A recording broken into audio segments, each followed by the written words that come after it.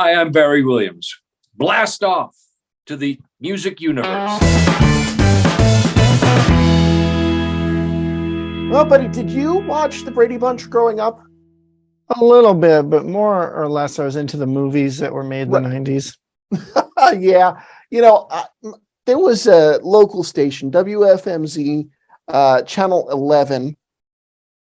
And in the afternoon before their news would start, they would have sort of a classic TV block. And I remember quite often getting home to my grandmother's and laying, like this on my stomach in front of the TV, and it would be the Brady Bunch that would come on. And, if it was on Me TV and I was with my grandparents or something, we would watch it. It's or TV Land. Actually, no, it was TV Land. I would specifically put on, I remember it now. I would specifically put on Channel 44 to watch the Brady Bunch at 4:00.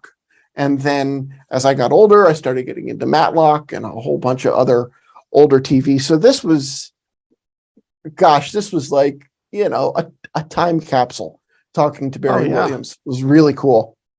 Yeah, very, very energetic and just talked our ears off about The Masked Singer that he was just in, and some projects he's got coming up too, some of which he couldn't speak about, but that happens in this business. And he will be in Overland Park, Kansas, for a play. What, you have those details in front of you, or at least the name of the play, is that correct? It's Condominium, and it is in Overland Park, Kansas. It just says 2023. I know he goes into it a little more. But I don't have the specifics right in front of me. Yeah, we were given a little bit of some bullet points, and then he filled it in, and it made for a really, really interesting conversation. I especially like, because I told you it's like my twice yearly sport is watching Masked Singer and trying to guess who's under the mask and yelling at Ken Jeong to just shut up because he's the most annoying judge. And of course, we've had Aloe Black on the show and Haley Orantia. So we're very well versed in our Masked Singerdom here at the Music Universe. So here's our interview with Greg Brady himself, America's most reliable big brother, Barry Williams. Well, Barry Williams, it is a pleasure to have you. I have to dive right into it. How on earth were you convinced to dress up like a mummy and go on national television? That was so cool to see you on The Masked Singer. Well, it didn't take much talking me into. I mean, this is a very special, unique kind of theatrical adventure, unlike anything I've ever done, and that's saying something. So it's something I would have pursued in much in the same way Dancing with the Stars. So it worked out that I have a plant over there that works with the casting director, and he suggested my name, and they liked the idea, ran it around the executive echelon, and they liked the idea of having me too, but they thought they liked the idea of having 3 Bradys even better. Yeah. So they came back to me, and I thought, well, yeah, that could be interesting if we had the boys, if we had the brothers. Mm-hmm. So, because I don't know if we're very much in touch, and Christopher Knight and I do a podcast together every week called The Real Brady Pros, and so. But I knew he was going to need some encouragement. Michael Lookenland is a musician. He has a cover band for the Grateful Dead. I know, of all things. Oh, wow. He's a singer and keyboard player and has been for quite a while. He's got a great voice, and he's excellent with harmony. In fact, he does the harmonies in Hey, Hey, We're the Mummies. And so I called Mike, and he was on board. And then Chris did need some encouragement because he, has kind of been the odd man out on the music dance side. It's not his comfort zone. And so he was reassured that, we would make everybody look good. Mm-hmm. Everybody was going to look good. That was, and have fun. And that was the kind of the whole of it. And the wonderful thing about the production is, A, that they're like a well-oiled machine. B, everybody wants to be there. And C, they really, really want their artists, their guests to come in and enjoy themselves and find a freedom. The freedom behind the mask, it's like the meme, dance like no one's watching. Yeah. And you get behind the mask, and there is a kind of a freedom there, and there's an absence really of any judgment, because who's accountable? The mummy. Right. So, and they gave us input on every aspect of the production, input on the costumes, input on the songs, input on the choreography, and so we had a vocal coach. We had these costumes. They may as well paint them on you. I mean, they really are fitted to, like, even after we got there and we'd sent our sizes in, there were another like 7 fittings in 3 days. Wow. So that's a very, it's the stars of the show. So, it was a great process, kind of weeding through the songs that were being considered being TV theme songs. We were not considering the Brady Bunch theme song, obviously, but Friends was on board there. Cheers, because we are television brothers. I am aware that the theme song from Bonanza, that has lyrics about being brothers. So we considered that, and Full House was another one.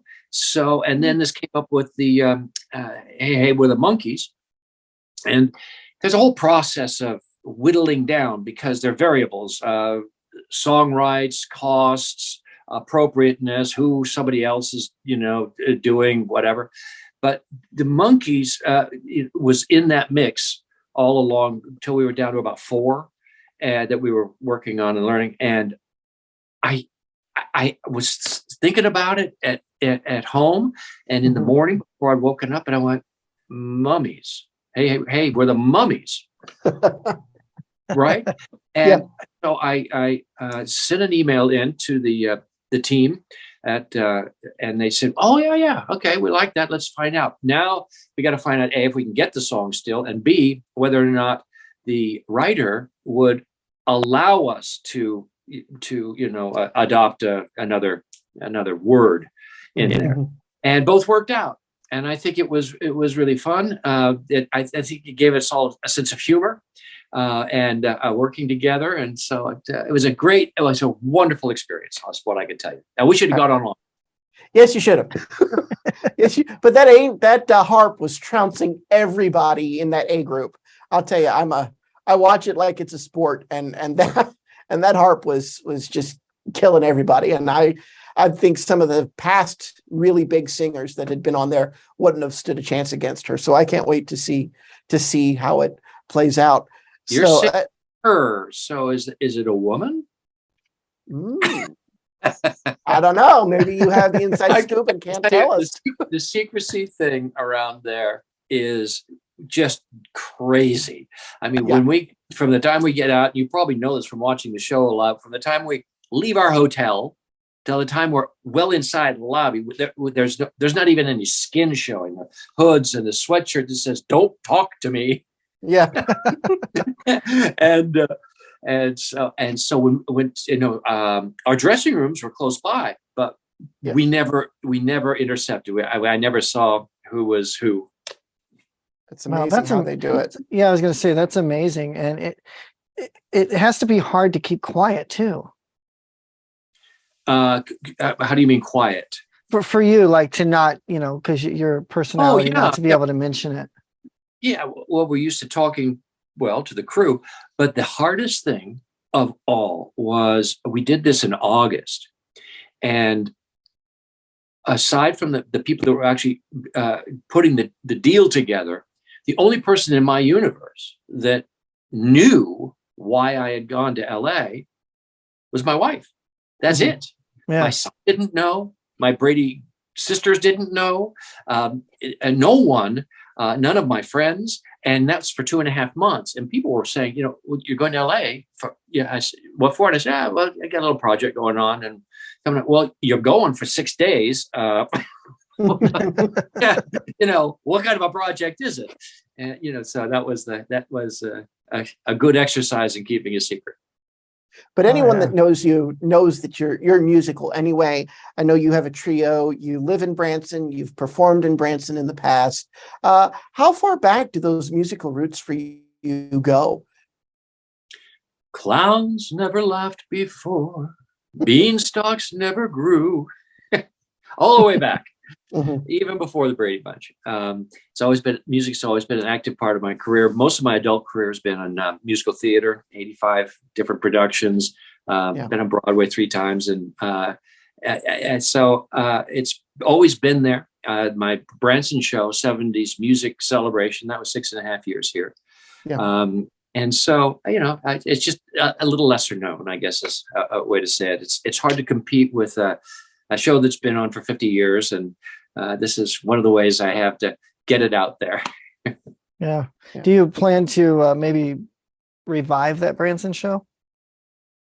No, I don't. I prefer living in Branson, where I reside, to working in Branson. It was too restrictive. I was doing about 120 shows a year, 125 a year.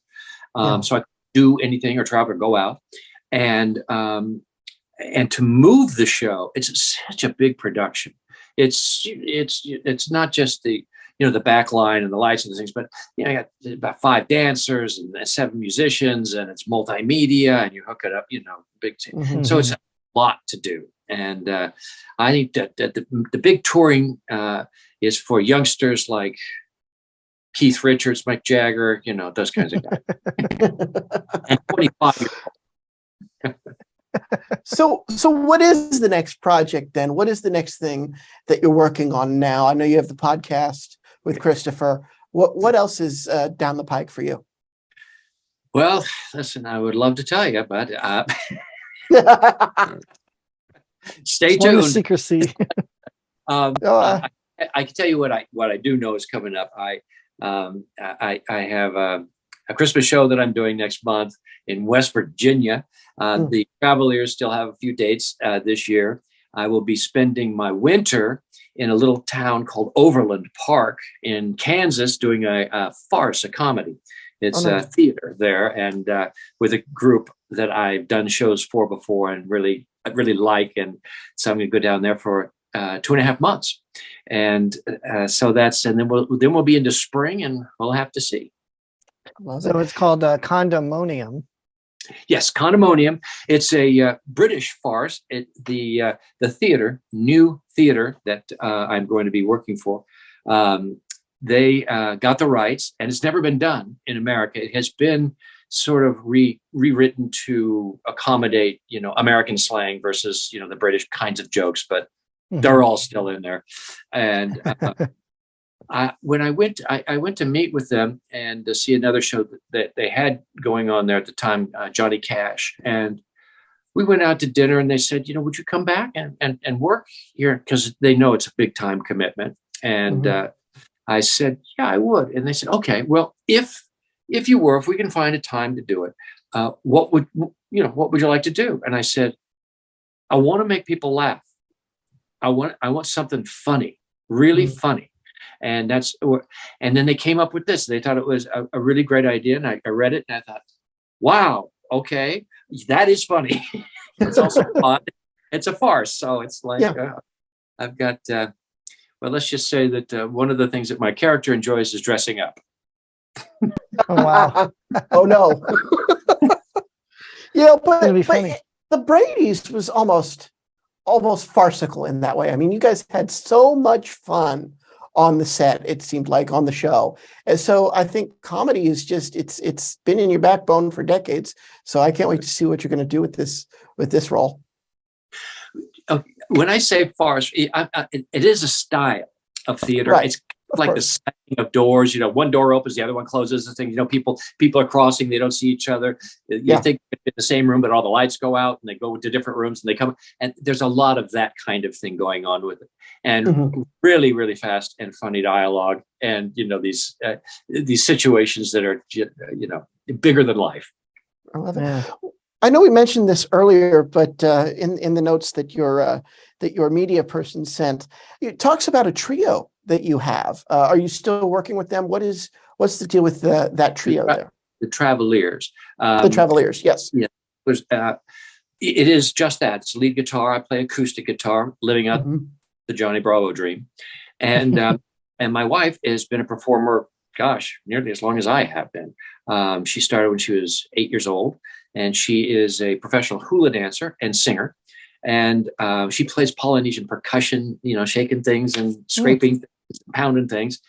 And we have like an hour and a half show that is largely a classic rock sing-along songs that people are familiar with. We mix it. We've rearranged a lot of them and put some of them together. I was looking at your Cameo page. Really neat. How'd you get involved with that?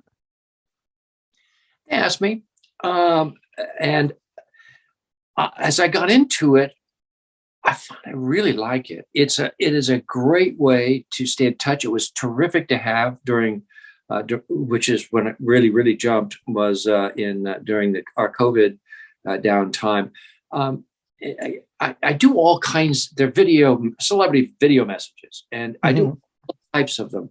Lots of birthdays, anniversaries, graduations, special occasions, that kind of a thing. But a lot of pep talks and things like that. Just about people that can't get out of the hospital bed or have suffered a series of down things that are compromising, they're challenging their life experience. So it's a chance to sometimes be uplifting, stay in touch. It's a marvelous way to have like a almost personal contact. So people send in, what the event is, a little bit about who it's about and who it's for and what the thing is. And that I use the things that they would expect from Brady's, which would be positivity, getting along, groovy, this, far out that, that kind of thing. And it's been quite successful. Probably makes you feel really, really good about yourself too, that you get to send that positivity personally, though, not just through 50 years of television. Yes, I will tell you it's gratifying, but it's really not about me. Right. And that's the part about it that I think I gravitate toward. That's great. It's an amazing way to look at it. Well, one thing that is about you, and I want to say this, and please take this as the compliment as it's intended, you've not aged. I mean, my goodness, to look at you is to see Greg Brady. So I have to wonder, is that still happening when you're out and about in Branson or on your travels? You get that sideways still, and it's like, are you? And it's, yeah, I am. Does that still happen for you? Yes. I mean, this is my entire life. I have friends everywhere I go, and many of them I am meeting for the first time. So what that experience is like is they're obviously, kind of running a filter over seeing me and trying to see me in person and see me on a television screen and, put all those things together. And when it's confirmed that, oh yeah, I was that guy that was in your living room when you were getting back from school and watch, and a little heart light goes on, and they feel really good about it, and so there's that nice little connection, and so it's I guess I'm not overly surprised because we're so active with the Brady renovation. Many people saw that, and then the Primetime Emmy Awards, we made an appearance on that a couple of weeks ago, and things like Masked Singer. So we're still out in front of the public, and around here, a lot of people know I live here, so that's it. And you know what? If I'm feeling a little lonely and maybe a little insecure, I just get up behind somebody and I go. Da, da, da, dum, ba, da, da, bum, bum, bum, ba, ba, ba. And they turn around and go, "Oh, are you?" "Yes, I am." I love Let me that. turn your little heart light on. I love it. That's awesome. That's amazing. My last thing for you, and then buddy, if you have anything, but my last thing is, revivals, reboots, what they're calling requels which is like a revival and a sequel all at once, are like so in vogue these days. I think I know the answer, given how important the Brady the Brady Bunch still is to you. But would you go back if they said, "Hey, we're going to do a reunion special. We're going to revive it in some way"? Look, it's a great brand. I'm very proud to be a part of it, and it's been my whole life. It would depend entirely on the approach.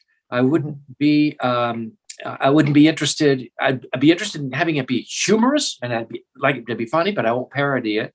I mean, I'm not putting on bell bottoms and that kind of thing. It would have to be in some way updated, and to be able to also include today's style of a modern style of television and film work. I'm thinking Modern Family. I'm thinking This Is Us. Although, of course, This Is Us wasn't very funny, but it was really, really, really well done. Mhm. I think Fuller House has done a nice job of with a reboot.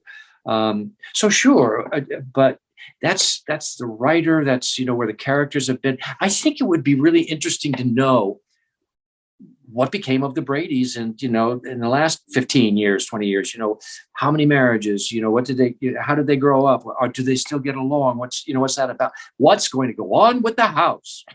What everyone wants to know. What's going to happen with that house? So the house would have to be in it. So we'll see. I love it. Well, Buddy, any last questions? well, I just want to ask if you were lucky enough to take any set pieces with you when the Brady's did end. Okay. Oh, okay. Now I'm excited. Oh, that's cool. It's awesome. Oh, little that's cheeky. neat. Yes, That's great. yes, that's iconic. Mostly photographs and things like that. Love it. Wow. Love it. Well, Barry Williams, this was a pleasure. You are a international treasure. Thank you so much for making some time with us today. I really appreciate it. You bet. Oh, buddy, that interview had me smiling from ear to ear, and I try not to look down over here too much, but I could tell just from what I'm hearing in here that you were smiling the whole time too. Oh yeah, I mean, we talked to a legend. We talked to a lot of people on here, and many legends, but he's one from just television history, and the show went forever and was such a great way that families could gather and watch it, and brought music and joy, and to chat with him is really, really cool. So we thank him for joining us. Yeah, and I tried to wear my groovy shirt with all the psychedelic colors. I know it's hard to see, but these are actually flowers. So, Yeah. Flower Power, Flower Child, 70s TV, it all worked. Grateful Dead-ish. Yeah, it is. And you talked about that. Yeah, So I did. there's a lot of music, a lot of different things that Barry is doing. I didn't know that he had been on Broadway 3 times. So Yeah. maybe we might get a 4th. There's been an uptick of roles on Broadway for people in his age group. So it's really cool. I can't wait to see what next we have from Barry Williams. I mean, the play, he's got Condemonium coming up in early 2023. So we'll hopefully see him in a variety of other things, because in this business, you can't talk about things until you're told you can a lot of times. So that makes sense there. Exactly. Well, for the Music Universe podcast, I'm Matt. And I'm Buddy. Thanks for listening and watching. Be sure to hit that like, subscribe, and share button. And be sure to check us out at themusicuniverse.com for the latest news and reviews. And be sure to hit tmupod.com to find wherever you can hear us. Take care.